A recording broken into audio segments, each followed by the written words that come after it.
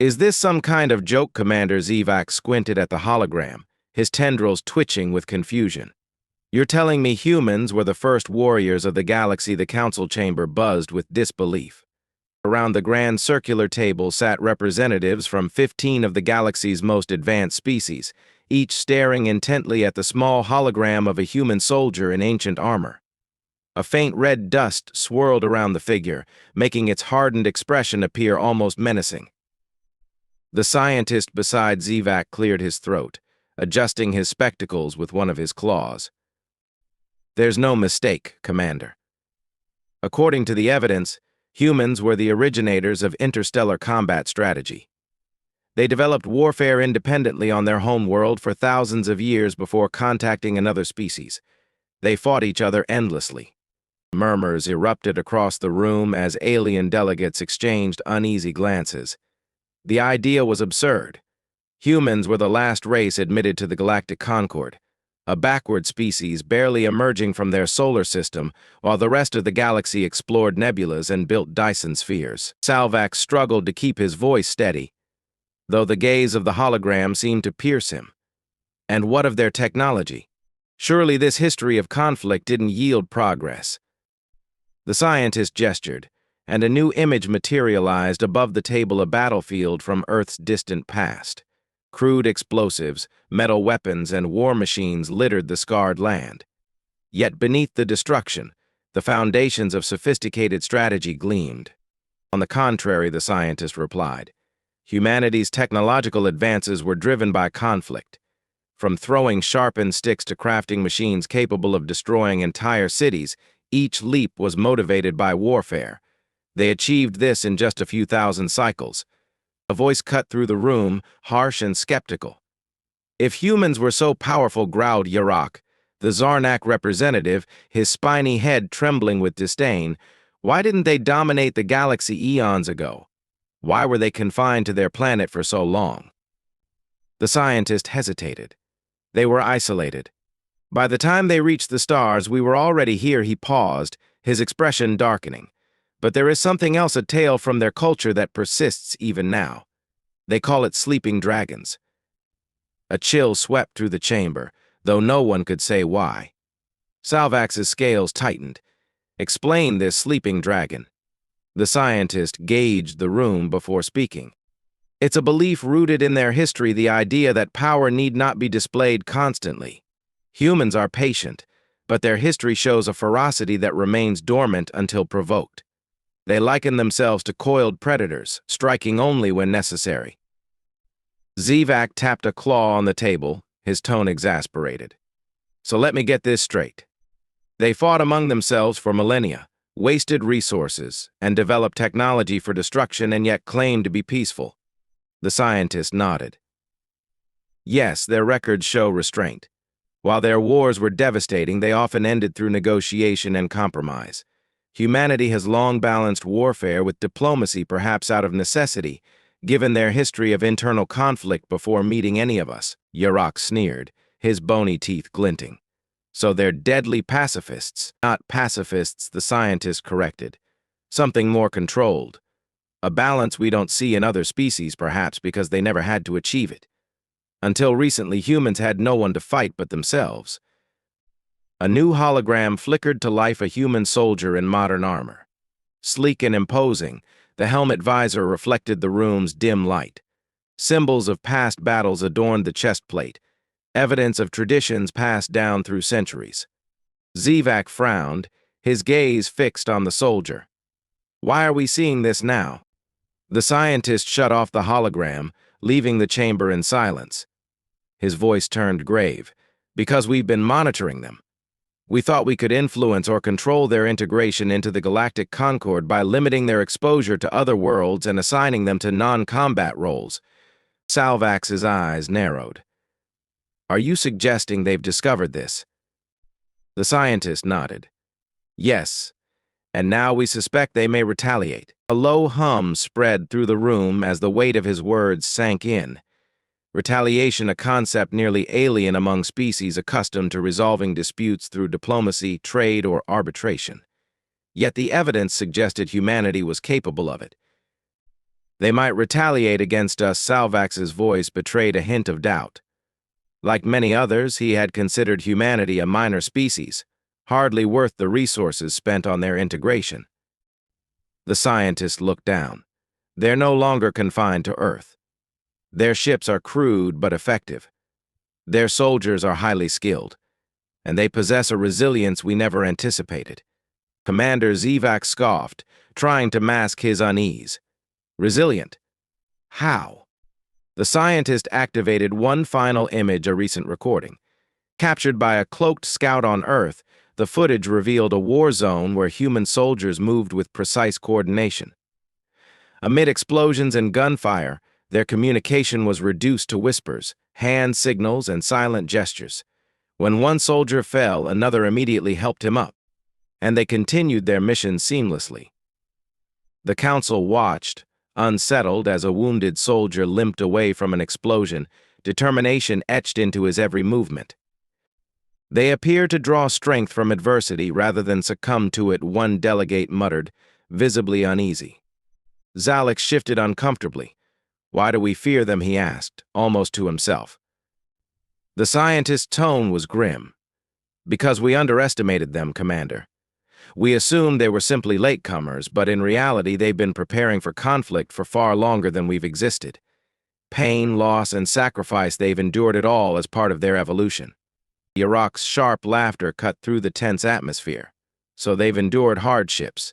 They're still just organic beings, bound by their fragile forms. What can they possibly do against our fleets, shields, and fortified planets? The scientist's gaze was steady. They might surprise us. For millennia, we've prided ourselves on peace and diplomacy, avoiding war. Humans, on the other hand, perfected conflict. They've honed their ability to strategize and fight for survival in ways we abandoned long ago. Silence descended as the council grappled with the implications. Humanity, long viewed as a naive and inferior species, had emerged from a history steeped in blood and resilience. Are we preparing for war? Salvax's voice was barely audible, yet every word echoed in the chamber. The scientist hesitated. Not confirmed, Commander, but our analysts have observed heightened military activity in human-controlled space. Their planetary defenses have been fortified, and their fleets appear to be mobilizing. It's not overtly aggressive, but their actions suggest preparation. Yarok scoffed, his scales rippling with disdain. Let them prepare. Their technology is primitive, their resources limited, and their ships are no match for our cruisers. Fortifications will only delay the inevitable. The scientist activated another display. These are historical records of human warfare. Note how their tactics evolved with each century. They faced threats that surpassed their technology, yet adapted to turn limitations into strengths. Ambushes, traps, calculated risks, they've made war into an art form. A representative of the Orlath species, a blue-skinned being with webbed hands, raised a question. But they have limits, do they not? Their biology is fragile, their fleets are small, and their bodies weak compared to ours. The scientist nodded. Yes, they are physically limited, but they possess something unique, a resolve that transcends their biology. Over centuries, they've conditioned themselves to confront challenges beyond their capabilities. They call it adaptation. Where other species avoid adversity, humans embrace it, often seeking it out for growth. Zivak's tendrils twitched. What are you implying? The scientist's voice dropped. For humans, weakness is not a hindrance, it's a catalyst. They thrive in the face of adversity, not despite it, but because of it. Yarok chuckled darkly. You're making them sound invincible. Surely they remain bound by their own flaws. The scientist's expression was unreadable. Perhaps, but it's their determination to overcome that makes them unpredictable. They have a saying, the best weapon against an enemy is a mind willing to win at any cost, and they take this to heart. The chamber fell silent, the council visibly shaken. Zalex, attempting to regain composure, straightened in his seat. So, what do you propose?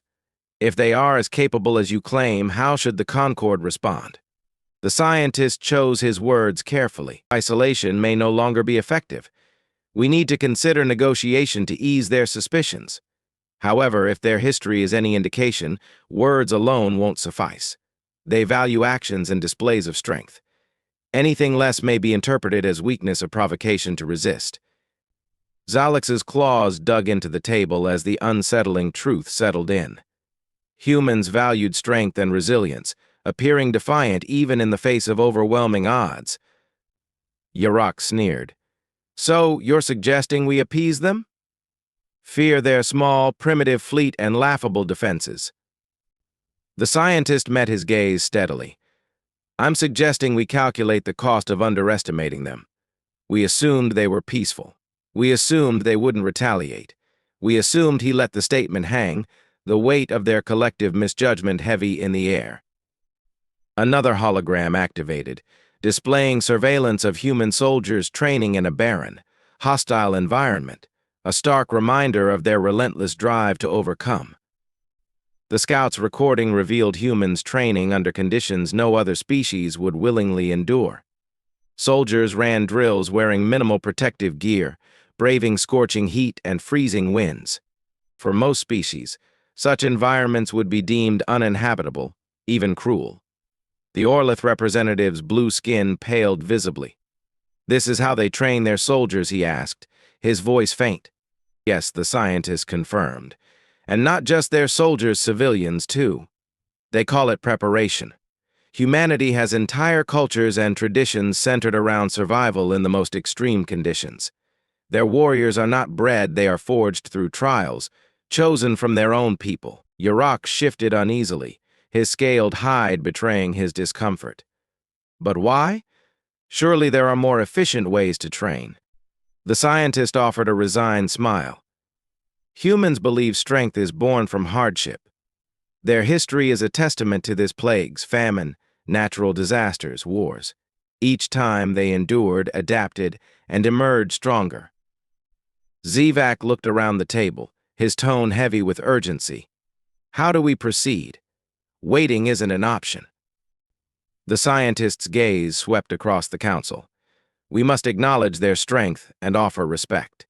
Anything less risks provoking the very conflict we wish to avoid. Zalix's grip on the table tightened. The thought of showing deference to humanity seemed absurd, yet the evidence was undeniable. Humanity had evolved, surviving trials that would have annihilated other species, and they had done so in silence, unnoticed by the galaxy. Yurok leaned back, arms crossed in defiance. Let them come, if they dare. I, for one, do not fear humans. Their resilience means little against our fleets and advanced weaponry. For the first time, Salvax felt doubt creeping into his mind. He stared at the hologram's images of humans enduring, fighting, adapting. A quiet unease settled in his chest, a sensation he hadn't experienced in decades. It prickled at his scales, refusing to be ignored. The scientist deactivated the holograms, plunging the chamber into darkness. The choice is yours, he said softly. But understand this: if we continue to dismiss humanity as an inferior species unworthy of respect, they will notice, and they will remember. History has shown that they do not forgive such slights lightly. With those words, he left the chamber, his footsteps echoing through the corridor. The council remained in uneasy silence, contemplating the warning. Zivak scanned his fellow delegates and saw doubt mirrored on their faces. They had underestimated humanity, misunderstood their resilience. If they weren't careful, the Concord could face a reckoning unlike any it had seen. Weeks passed, and Salvax quietly ordered covert observations of human activity. The reports were alarming. Humans were conducting relentless drills in harsh environments, their ships moving with deliberate purpose. Communications were encrypted, their plans tightly concealed. They weren't merely organizing, they were preparing, and on a scale far greater than anyone in the Concord had anticipated. Yurok dismissed the concerns with a sneer. Let them try. Our fleet will crush them in hours. Salvax, however, was no longer so sure. Have we sent a message? Attempted communication, he asked, his tone more strained than he intended. The communications officer shook his head. We've sent standard Concord greetings. but there's been no response.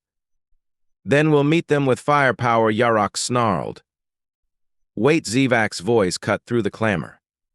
This isn't a battle we can win by charging in blindly. If they're truly preparing for war, we need a strategy. What strategy? Yarok growled. Their ships are primitive. They may have numbers, but they don't have the firepower to match ours.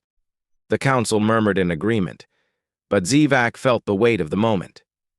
Ignoring the threat was no longer an option. The humans, the sleeping dragons, had chosen this moment to awaken. He turned to the tactical map, studying the positions of the human fleet. They've clustered their forces tightly, each unit covering the other, he muttered. They're prepared for our formations. They know us. The humans' approach was meticulous and controlled, unlike any enemy the Concord had faced before. And then, as if on cue, the human flagship began broadcasting. This is Commander Vasquez of the United Earth. This is Commander Vasquez of the United Earth Fleet. Your treatment of humanity as a lesser species ends today. We come not as aggressors, but as equals. Stand down, and we will discuss terms. Yarok laughed sharply, his derision cutting through the tension in the room. Equals, he sneered. They have no idea what power they're challenging. But Zalva felt something unexpected: respect. Vasquez's tone carried restraint, even as the human fleet stood in a formidable stance. Open a line, Zalva ordered, ignoring Yarok's protests. This is Commander Zalva of the Concord Council. Commander Vasquez, you have entered Concord territory uninvited. This is a provocative act. Vasquez's voice remained calm but firm. Provocative, Commander? For centuries you cornered humanity, stifled our development, confined us, monitored us, and relegated us to menial roles. Yet we rose. We endured. And now we stand here not to conquer, but to claim our rightful place in the galaxy. The council members shifted uneasily at Vasquez's pointed words. Zivak struggled to maintain diplomacy. Your grievances are noted, Commander, but be aware your fleet is outgunned. Do not mistake preparation for invincibility. Perhaps Vasquez replied evenly, but history shows that humanity doesn't need invincibility. We need purpose. You should have realized that long ago. Yarok's patience snapped. Enough of this, he roared. Arm the weapons. We'll remind them of their place. As Concord ships surged forward, Zivak felt a pang of regret. Humanity had offered peace, a chance to move forward as equals. But arrogance had blinded the council, leading them to choose war instead. The first blast pierced the void, Concord lasers streaking toward the human fleet. The humans responded with breathtaking precision, their ships weaving through the fire with agility no one had anticipated. They struck back, targeting weak points in the Concord's rigid formations and moving as a unified force. Concord's superiority and firepower crumbled under the humans' calculated strikes. For every Concord ship that fired, 2 human vessels retaliated with surgical precision, exploiting the Concord's reliance on brute strength. Zivak watched in growing horror as the once dominant Concord fleet faltered. The human ships fought with unyielding purpose, each move a testament to strategy and sacrifice. They weren't just warriors, they were a force that understood the balance of combat and resolve on a level the Council had never encountered. The breaking point came when Yarok's flagship erupted in flames, its reactor core destroyed in a devastating strike. Gasps filled the council chamber as the fireball consumed the screen. Zivak felt a hollow sense of relief. Humanity had offered peace, and in their hubris, the council had rejected it. Taking a steadying breath, Zalva activated his comm. Commander Vasquez, you have proven your point. Humanity's strength and resolve are undeniable. On behalf of the Concord, I propose a ceasefire. There was a pause before Vasquez responded. We came for equality, Commander. Do you now understand what that means?